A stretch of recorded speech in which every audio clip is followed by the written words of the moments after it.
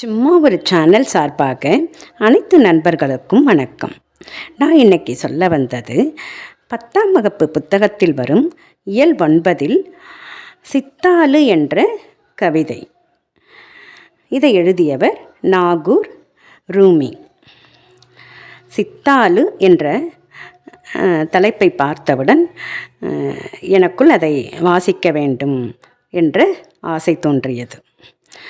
வானுயர்ந்த கட்டடங்களை பார்த்து வியக்கின்றோம், அதிசயம் என்றும் போற்றுகின்றோம். அதை உருவாக்க உழைத்தவர், வியர்த்தவர், இடுப்பொடிய பாடுபட்டவர்களை நினைத்தது உண்டா?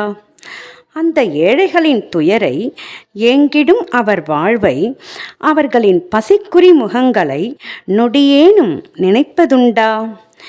இன்னலிலே இருக்கும் தொழிலாளர்கள் நிலையை கவிஞர்கள் நினைக்கின்றார்கள். தொழிலாளர்களின் மனச்சுமையை அறியாத செங்கற்களைப் போலவே இருக்கும் கல்மனங்களுக்குள் மனிதத்தை புகுத்தி விடுகின்றார்கள். பொற்காலமாக இருந்தாலும் இவள் தலையில் எழுதியதோ கற்காலம்தான் எப்போதும். தொலைந்ததே வாழ்வு என தலையில் கை வைத்து புலம்புவார் பூமியிலே, தன் வாழ்வு தொலைக்காமல் தற்காத்து வைப்பதற்காய் தலையில் கை வைக்கிறாள் இவள். வாழ்வில் தலைக்கணம் பிடித்தவர் உண்டு, தலைக்கணமே வாழ்வாக ஆகிப்போனது இவளுக்கு.